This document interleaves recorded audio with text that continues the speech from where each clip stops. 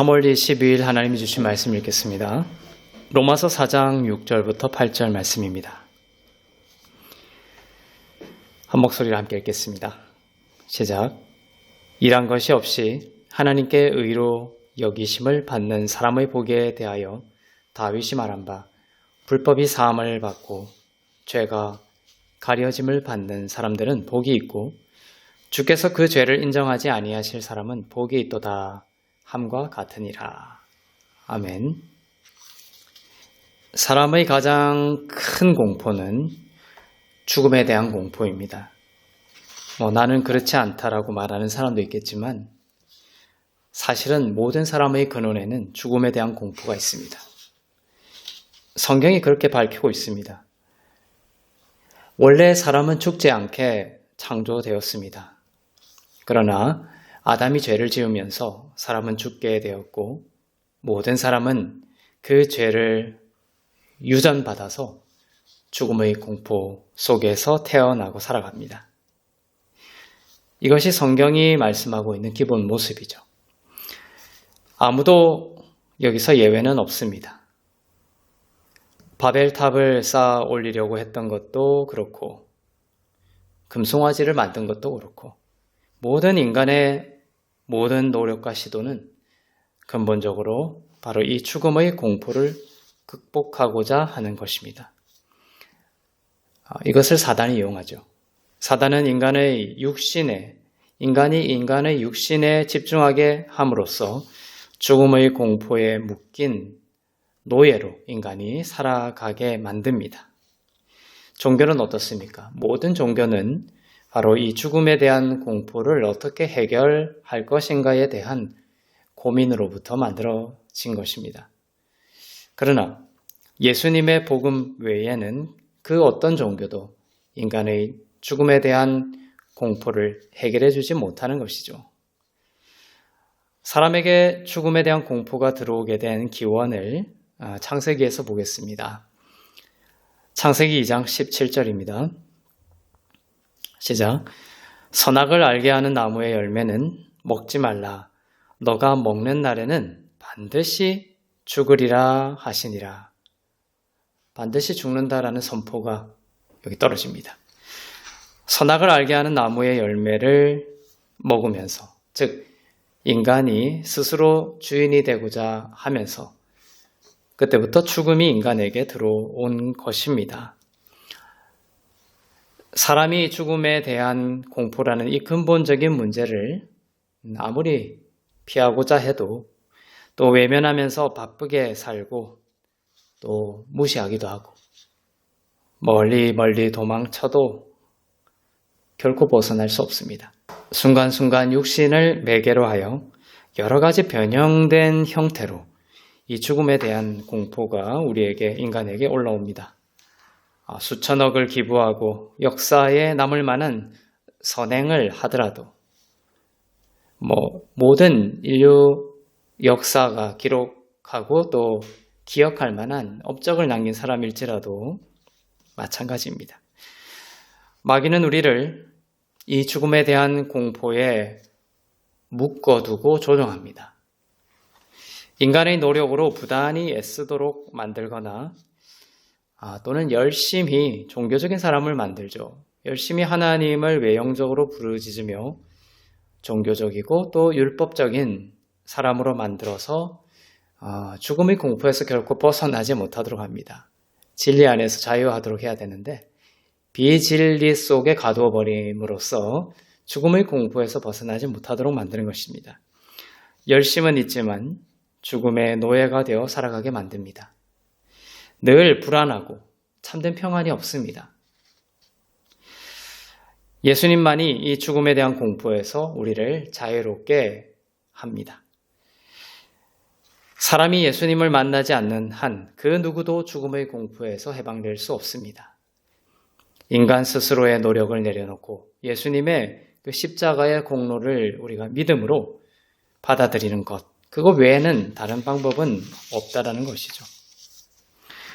예수님을 믿고 예수님을 더욱 알아갈수록 하나님은 우리가 죽음의 공포에서 벗어나 참된 평안과 평화와 평온 가운데 살아갈 수 있도록 하십니다. 그 영혼을 잔잔한 물가와 또 푸른 초장으로 인도하시는 것이죠. 히브리서 2장 14절에서 15절입니다. 시작. 자녀들은 혈과 육에 속하였음에 그도 또한 같은 모양으로 혈과 육을 함께 지니심은 죽음을 통하여 죽음의 세력을 잡은 자 곧 마귀를 멸하시며 또 죽기를 무서워함으로 한평생 매여 종노릇하는 모든 자들을 놓아주려 하심이니. 이 말씀을 보면 예수님이 우리와 같은 그러한 혈과 육을 지닌 사람이 되신 이유가 무엇이라고요? 그의 죽으심을 통해 죽음의 세력을 잡은 자 곧 마귀를 멸하시고 죽기를 무서워함으로 한평생 죽음에 매여 종노릇하는 모든 자들을 놓아주려는 것입니다. 사람들은 미래에 대해 두려워합니다. 왜죠? 죽음에 대한 공포 때문입니다. 죽기를 무서워하는 것이 그 뿌리에 있습니다. 사단은 그것을 이용해 먹는 것입니다. 은혜의 복음을 듣고 바른 믿음을 가질 때 우리는 예수께서 마귀를 멸하셨다라는 것을 믿고 또한 죽기를 무서워하는 것에서 벗어나 영혼의 안식을 얻을 수 있습니다. 그런 사람을, 이제 죽기를 두려워하지 않는 사람을 누가 흔들고 해할 수 있겠습니까? 그런 사람의 영혼은 빛이 나고 향기가 나는 삶이 되는 것이죠. 우리가 죽음에 대한 공포를 이야기했는데요. 우리는 왜 죽음이 들어왔는지를 기억할 필요가 있습니다. 왜죠? 죄 때문입니다. 하나님보다 높아지려고 하다가 하나님과 분리된 것이 바로 죄입니다. 이것이 존재적 죄입니다. 존재적 죄. 명사로서의 죄입니다. 그 존재적인 죄로부터 동사적인 죄, 행위적 죄들이 나옵니다. 행위적인 죄를 지었기 때문에 존재적 죄인이 아니라 존재적인 죄인으로 태어나기 때문에 동사적인 죄, 행위적 죄들이 나오는 것이죠. 이처럼 죄로 인해 죽음이 들어왔고 죄로 인해 죽음이 들어왔어요. 그렇게 하면서 죽음의 공포가 인간을 다스리게 되었습니다. 히말라야 정상을 등정한다고 없어지지 않고 대서양을 헤엄쳐 건넌다고 없어지지 않습니다. 죄로 인한 죽음의 공포이기 때문에 그 해결 방법은 무엇이 되어야 할 것 같아요? 죄로 인한 죽음의 공포이기 때문에 그 해결 방법은 또한 바로 죄의 문제가 해결이 되고 의의 문제가 해결되어야 그때에서야 비로소 인간은 죽음의 공포에서 벗어나고 놓이고 참된 평안을 얻을 수 있는 것입니다. 죄의 문제가 해결되어야만 하는 것입니다. 사람이라면 예외 없이 예수님을 만나 죄와 의의 문제를 해결받지 않고서는 천국에 갈 수 없을 뿐만 아니라 죽음에 대한 그 죽음의 공포를 안고 평생 지옥과 같은 삶을 살 수밖에 없는 것입니다. 그리고 그 죄와 의의 문제의 해결은 결코 인간의 노력이나 인간의 애씀으로 해결될 수 있는 것이 아닙니다. 인간 측에서의 어떤 것으로도 가능하지 않습니다. 하나님 측에서의 행하심이 있어야 하고 그것을 사람이 오직 믿음으로 해결할 수 있다는 것이 바로 복음의 내용입니다. 이 죄와 의의 문제가 예수님을 만나서 해결된 사람은 얼마나 복된 사람일까요? 이것이 인간의 근본 문제였고 이것이 해결된 사람의 복은 얼마나 큰 복인지 모릅니다. 우리가 온갖 부귀 영화를 다 누려도 이 복을 따라오지 못하죠. 죄와 그 의의 문제가 해결되어 죽음의 공포에서 벗어나고 영생 안에서 안식하는 복은 사람의 가장 높은 복 중의 복입니다.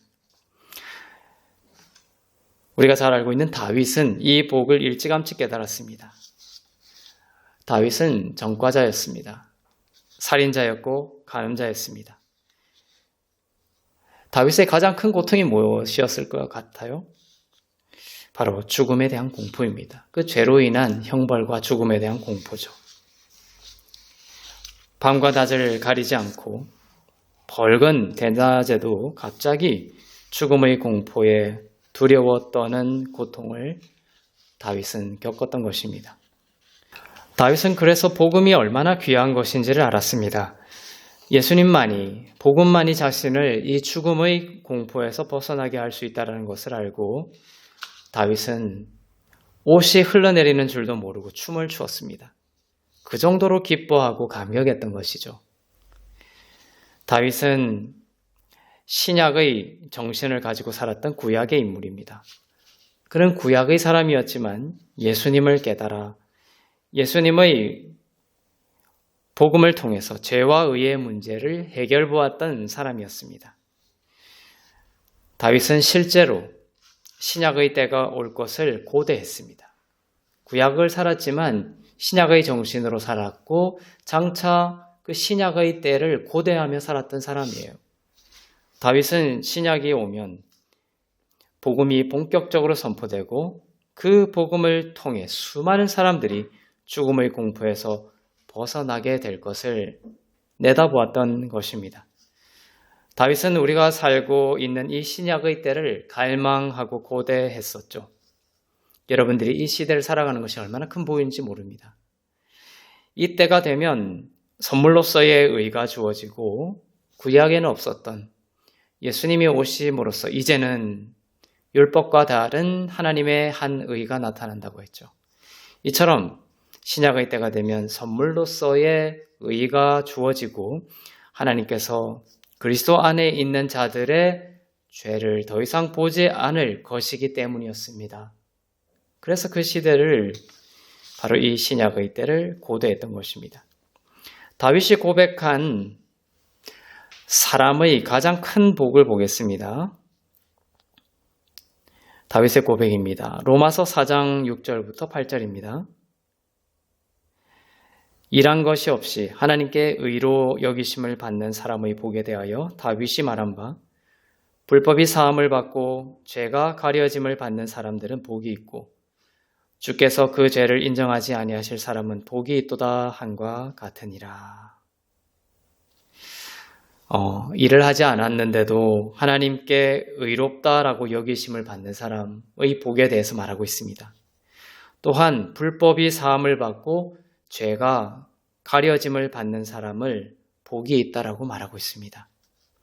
주께서 그 죄를 인정하지 아니할 사람은 복이 있다라고 고백하고 있습니다. 지금 예수 그리스도를 믿는 여러분은 바로 이 복을 받고 있습니까? 여러분은 이 복 안에 있습니까? 아멘, 그렇습니다. 죄를 사함받고 의롭게 여기심을 받은 자들의 복입니다. 죄와 의의 문제가 해결된 자들의 복입니다. 우리들의 노력과 애씀과 행위를 통해서가 아닙니다. 일한 것이 없어도 하나님께 의로 여기심을 받는 것입니다. 오직 믿음과 은혜로 죄가 인정되지 않고 의롭다 여기심을 받는 것입니다. 이 복을 받은 자들은 죄와 의의 문제가 해결됨으로 인해 어디에서 벗어나는 거예요? 죽음의 공포에서 해방되고 자유와 새 생명 가운데 살 수 있게 된 자가 된 것입니다. 그래서 우리가 복음을 알고 믿고 깊이 머무는 것, 이것이 우리를 죽음의 공포에서 벗어나게 한다는 것입니다. 복음을 통하여 우리가 모든 죄가 사함받고 하나님께서 우리의 죄를 기억하지 아니하시고 인정하지 아니하신다. 그리고 의롭게 여기신다라는 이 복음을 깊이 묵상하는 자들은 죽음의 공포에서 벗어나 자유와 새 생명 가운데 살아갈 수 있는 것이다. 8절에서 보면 주께서 그 죄를 인정하지 아니하실 사람은 복이 있다 이렇게 되어 있죠. 그래서 인정하지 아니하실이라고 할 때 아니하실은 이중 부정의 형태를 쓰고 있어요. 우매라는 단어를 쓰고 있습니다. 우도 부정이고 매도 부정입니다. 우매. 둘을 함께 써서 강력한 부정의 표시를 나타내고 있죠. 즉, 절대로 하나님은 그 죄를 인정하지 아니하신다라는 확실함의 표현입니다. 우리의 믿음이 여기에 있어야 되겠죠. 새 생명 가운데 살기 위해서는 말입니다. 주님이 절대로 영원히 그리스도 안에 있는 여러분의 죄를 인정하지 않으실 것을 믿으십니까? 이렇게 이것이 바르게 믿는 거예요. 이렇게 바르게 믿으면 뭐가 나옵니까? 바른 열매가 나오는 것입니다. 내가 이런 나쁜 행위를 했구나. 내가 지나치게 분노하고 다그쳤구나. 내가 하면 안 될 생각을 했구나. 이런 생각이 들 때 나 자신을 정죄하고 하나님께서 그 죄를 보시고 나를 심판하실 것이라고 믿으면 그런 바른 믿음이 아님으로 인하여 바른 행위가 안 나오는 거예요. 잘못된 행위를 열매 맺게 되는 것입니다. 나의 존재됨을 따른 행위가 나오게 되어 있기 때문입니다. 나의 존재됨입니다. 모든 것은 옳은 믿음에서 나옵니다. 내가 사함받고 의로운 자가 되었다라고 내가 믿을 때 하나님께서 나의 죄를 인정하지 않으신다라는 것을 믿을 때, 진실로 믿을 때 그 존재됨에 맞는 행위가 나오게 되는 것입니다. 내가 강도라고 생각할 때 강도의 행위가 나오고 내가 거룩한 신부라고 생각할 때 거룩함과 온유함의 행위가 나옵니다. 이처럼 사실은 믿음의 뿌리가 달랐던 것이에요. 겉만 보고 우리는 사람을 판단하고 또 해결 방법을 찾으려고 하지만 중요한 것은 무엇입니까? 뿌리입니다. 존재됨입니다. 여러분은 진정 여러분을 누구라고 생각하고 있습니까? 왜 하나님께서 여러분의 죄를 인정하지 않으실까요? 여러분이 잘해서일까요? 아닙니다. 거룩하시고 의로우시고 완전하신 하나님께서 이미 여러분의 모든 죄를 예수 그리스도께 전가시켰기 때문입니다. 그와 동시에 여러분의 노력으로 얻지 않은 예수님의 의를 여러분에게 전가시켜 주셨습니다. 거저 주셨어요. 여러분이 하는 육신의 일과 상관없이 말이죠. 다윗은 시편 51편을 통해서 자신이 죽음의 공포에서 어떻게 해방되고 즐거움을 회복하게 되었는지를 고백하고 있습니다. 우리도 그렇게 되기를 원합니다. 우리도 그렇게 살기를 원합니다. 다윗은 주께서 얼굴을 자신의 다윗의 죄로부터 돌리시고 다윗 자신의 모든 죄를 지워주실 것을 기도했습니다. 그럴 때에만 다윗이 죽음의 공포에서 벗어나고 새로운 생명의 삶을 살 수 있었기 때문이죠. 시편 51편 9절부터 10절입니다. 다윗의 고백입니다. 시작. 주의 얼굴을 내 죄에서 돌이키시고 내 모든 죄악을 지워주소서. 하나님이여 내 속에 정한 마음을 창조하시고 내 안에 정직한 영을 새롭게 하소서. 주의 얼굴을 내 죄에서 돌이켜달라는 것이 무엇입니까? 바로 주께서 다윗의 죄를 이제 인정하지 않으시고 그 죄를 사하시고 보지 않으신다라는 것을 뜻하죠. 그것을 다윗은 갈망했던 것입니다. 10절에서는 이렇게 고백합니다. 하나님이여 내 속에 정한 마음을 창조하시고 내 안에 정직한 영을 새롭게 하소서. 정한 마음이 무엇이에요? 정한 마음이 바로 주께서 이제 내 죄를 인정하지 아니하신다라는 마음입니다. 내가 그리스도의 피로 깨끗하고 의롭게 되었다라는 그 마음이 바로 정한 마음입니다. 내가 여전히 죄인이라는 마음이 바로 정한 마음이 아니에요. 정한 마음은 예수의 그 대속의 피로 나의 죄가 도말되고 의롭게 여기심을 입었다라는 마음이 바로 정한 마음입니다. 이 정한 마음을 저와 여러분이 다 갖고 살기를 원합니다. 이 정한 마음은 우리의 노력으로 가질 수 있는 마음이 아니라 하나님의 창조 대상이에요. 하나님이 창조하셨기 때문에 가질 수 있는 마음입니다. 하나님께서 창조하셔야 우리가 가질 수 있는 마음이다. 그래서 내 속에 정한 마음을 창조하시고 이렇게 돼 있어요. 정한 마음을 우리가 결심한다고 되는 것이 아닙니다. 예수님을 바라볼 때 창조되는 거예요. 예수님이 하신 일을 바라볼 때 창조되는 것입니다. 내 속에 정한 마음을 창조하시고 해서 이 창조라는 것은 창세기 1장 1절에서 태초에 하나님께서 천지를 창조하시니라 라고 할 때 쓰셨던 단어와 같은 단어입니다. 히브리어 바라인데 하나님께만 사용되는 단어입니다. 사람에게는 바라라는 단어를 쓰지 않습니다. 그래서 사람이 정한 마음을 창조할 수 없다, 만들 수 없다, 지어낼 수 없다는 것입니다. 우리의 그 정한 마음은 하나님께서 창조하시는 마음입니다. 우리가 예수님의 그 보배로운 피를 믿고 그 피를 믿음으로 우리의 죄가 영원히 사함받고 의롭게 여겨짐을 받았다라는 그런 마음을 우리가 가지는 것은 바로 하나님께서 우리 안에 행하시는 창조의 결과입니다. 하나님께서 그렇게 창조하셨기 때문에 우리가 그런 마음을 가지고 그런 믿음을 가질 수가 있는 것입니다. 아무리 설득해도 안 되고요. 아무리 노력해도 되는 것이 아닙니다. 여러분이 그러한 정한 마음을 가지게 된 것은 하나님께서 여러분 안에 창조하신 은혜의 역사임을 감사 찬송할 수 있기를 바랍니다. 내 안에 정직한 영을 새롭게 하소서라고 다윗은 또한 고백하고 있죠. 무엇이 또한 정직한 영입니까? 내가 여전히 내 안에 내 죄가 여전히 있다라고 생각하는 영이 정직한 영입니까? 아니면 내 죄가 그리스도의 몸으로 제거되었고 하나님께서 나의 죄를 보지 않으시고 의로 보신다라는 영이 정직한 영입니까? 후자겠죠.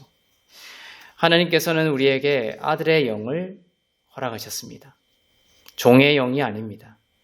죽음의 공포의 노예로 살아가는 종의 영이 아니라 하나님의 영원한 죄사함과 의롭게 하심과 사랑을 받는 아들이라는 영을 가짐으로 죽음과 공포에서 해방되어 이제 영원하신 하나님을 나의 아버지로 부르며 생명 안에서 다스리는 자로 살게 하신 것입니다.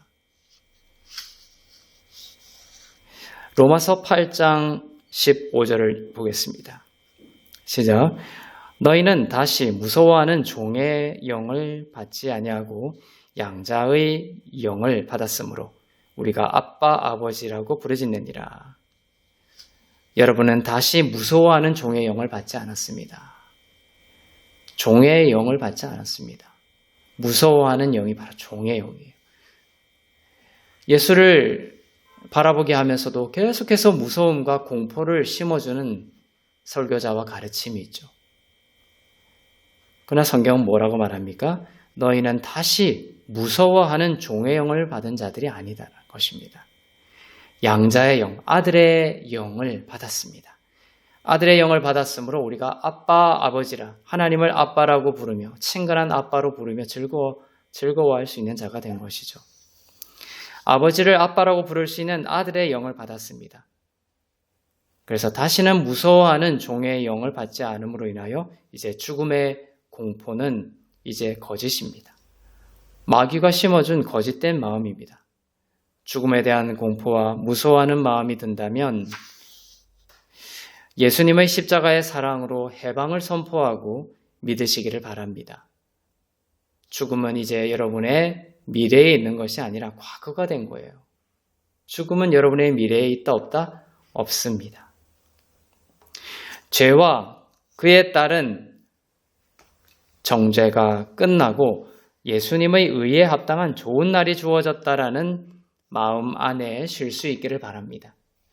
마지막으로 다윗이 같은 시편 51편에서 죽음의 공포에서 벗어나 죄사함을 통해서 기쁨과 즐거움을 회복한 삶으로 나아가고 있는 고백을 보겠습니다. 시편 51편 7절부터 8절 말씀입니다. 시작. 웃을초로 나를 정결하게 하소서. 내가 정하리이다. 나의 죄를 씻어주소서. 내가 눈보다 희리이다. 내게 즐겁고 기쁜 소리를 들려주시사 주께서 꺾으신 뼈들도 즐거워하게 하소서. 저는 이 은혜의 복음을 전함으로써 여러분이 이 기쁜 소식을 듣고 여러분의 그 뼈까지도 살아나는 즐거워하는 역사가 있기를 바랍니다.